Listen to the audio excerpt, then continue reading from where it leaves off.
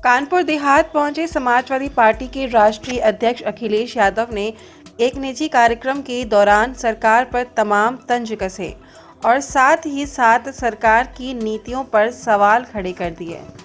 अखिलेश यादव ने कानपुर देहात के रनिया थाना क्षेत्र के खुशी प्लाजा में पहुंचकर समाजवादी पार्टी के पूर्व सचिव सुखदेव पाल की मूर्ति का अनावरण भी किया।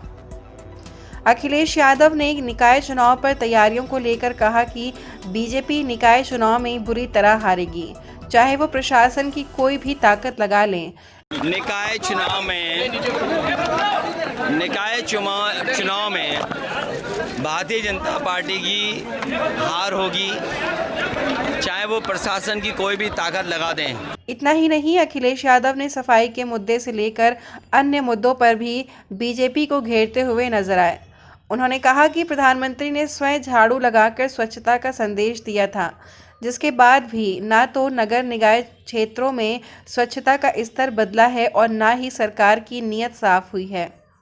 याद कीजिए, प्रधानमंत्री जी ने पैर धोए थे, खुद झाड़ू लगाया।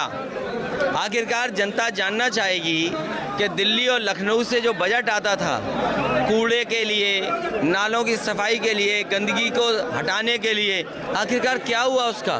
और हाउस टैक्स, वाटर टैक्स, बिजली का बिल जो महंगा देने पड़ रहा है जनता को, वो उसका जवाब क्या है। और जितना भी इलीगल कंस्ट्रक्शन हो रहा है शहरों में, तालाबों पे कब्जा, इलीगल कंस्ट्रक्शन, अगर आप तय में जाओगे तो सब भारतीय जनता पार्टी के लोग करा रहे हैं। आवारा मवेशियों को लेकर अखिलेश यादव ने कहा कि जैसे मैंने लायन सफारी बनाई थी, वैसे ही अब बीजेपी सरकार सांड सफारी बनाएगी। जल्द ही जल्द सरकार इसका प्रचार करेगी। नहीं, सांड पे इसलिए नहीं आ रहे हैं क्योंकि अंतोगत्वा इन्हें सांड की सफारी बनानी पड़ेगी। ये मुझे लगता है बीजेपी वाले सांड इसलिए बढ़वा रहे हैं। अभी कुछ दिन पहले हमने टाइगर की संख्या, टाइगर को लेकर के बड़ा हम लोगों ने ट्वीट और तमाम विज्ञापन देखे होंगे। मुझे लगता है 5-6 महीने बाद सांड के भी इसी तरह ऐड आएंगे कि सांड सफारी सरकार ने शुरू की है। शहरी क्षेत्रों में इलीगल कंस्ट्रक्शन हो रहा है, तालाबों पर कब्जे हो रहे हैं। अगर इसकी शिकायत करने जाएंगे तो सबसे ज़्यादा बीजेपी के लोग ही सामने निकल कर आएंगे। महंगाई और बेरोजगारी के सवाल पर केंद्र और राज्य की बीजेपी सरकार को अखिलेश यादव घेरते हुए नजर आए। उन्होंने साफ तौर पर कहा कि ना तो ये लोग बेरोजगारी पर बात करते हैं और ना ही महंगाई पर। अखिलेश यादव ने कहा कि बीजेपी का दावा है कि 100% में से महज 4 लोग ही बेरोजगार हैं। ये दावा लोगों के साथ धोखा है। जो बेरोजगारी है और महंगाई, सरकार ये कहती है कि 100 में केवल 4 बेरोजगार हैं। ये सच्चाई नहीं है। महंगाई पे वो बात नहीं करना चाहते हैं। वो ये कहते हैं कि प्रति व्यक्ति आय दोगुनी हो गई। अरे कौन इस बात को मानेगा कि प्रति व्यक्ति आय बढ़ गई है। केवल 4 100 में से बेरोजगार हैं और जो पैसा इन्हें लाना था इन्वेस्टमेंट के लिए, वो पैसा आया नहीं। ये कहते हैं कि $1 ट्रिलियन इकॉनमी बनेगी और $1 ट्रिलियन के लिए तो 34% से ज़्यादा ग्रोथ रेट चाहिए।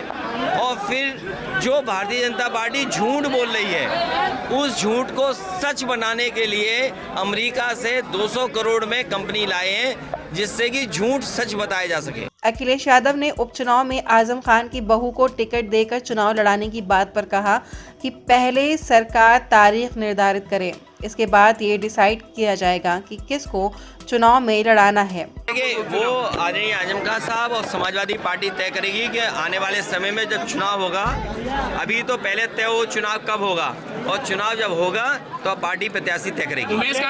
वहीं अखिलेश यादव ने योगी सरकार को अशरफ के एनकाउंटर के बयान पर घेरते हुए कहा कि सरकार इस केस को इसलिए चलाना चाहती है कि वो अपना लक्ष्य निर्धारित कर चुकी है और हिंदू मुस्लिम की राजनीति करना चाह रही है।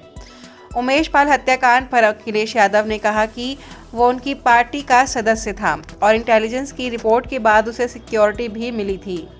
सरकार को सोचना चाहिए कि सरकार की रिपोर्ट के बाद उनके 2 कर्मियों की हत्या हो गई, उनके नेता की हत्या हो गई और घटनाकांड के आरोपियों की फोटो और वीडियो बीजेपी नेताओं के साथ वायरल भी हो रही है। सरकार इसकी जांच क्यों नहीं करना चाहती है? नहीं है। देखिए, ये भारतीय जनता पार्टी इस केस को इसलिए चलाना चाहती है क्योंकि उसका लक्ष्य हिंदू और मुस्लिम है। वो हिंदू और मुस्लिम का ही संदेश देना चाहती है।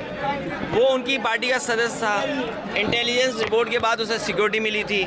सरकार को सोचना चाहिए कि सरकार की रिपोर्ट के बाद 2 गनरों की हत्या हो गई हो, उनके पार्टी का खुद नेता की हत्या हो गई हो, और जो वीडियोस वायरल हो रहे हैं, पिक्चर्स वायरल हो रहे हैं, उसमें बीजेपी के नेता के साथ तमाम वो लोग जिन पर उंगली उठती है वो शामिल हो रहे हैं। ये सरकार आखिरकार क्या छिपाना चाहती है? लेन देन को लेकर के, ज़मीनों को लेकर के बहुत सारी उंगलियां उठी हैं बीजेपी के अपने नेताओं पर। उन सब चीज़ों को छिपाने के लिए जानबूझ करके हिंदू मुस्लिम कर रहे हैं। ओबीसी के सवाल पर अखिलेश ने कहा कि बीजेपी कभी भी ओबीसी को सम्मान नहीं दे सकती है। बीजेपी ओबीसी की दुश्मन है। वही बीजेपी रामराज की बात कर रही है तो फिर जाति जनगणना क्यों नहीं कर रही? देखिए, बीजेपी ओबीसी को कभी सम्मान नहीं दे सकती। बीजेपी ओबीसी की दुश्मन है। जो लोग रामराज की बात कर रहे हैं वो जाति जनगणना क्यों नहीं करना चाहते? 2024 लोकसभा चुनाव के लिए समाजवादी पार्टी के राष्ट्रीय अध्यक्ष अखिलेश यादव ने दावा करते हुए कहा कि यूपी से बीजेपी हार कर जाएगी और लोकसभा में बड़ा परिवर्तन देखने को मिलेगा। ये उत्तर प्रदेश से हार करके बीजेपी जाएगी और लोकसभा में आप बड़ा परिवर्तन देखेंगे क्योंकि जनता दुखी है।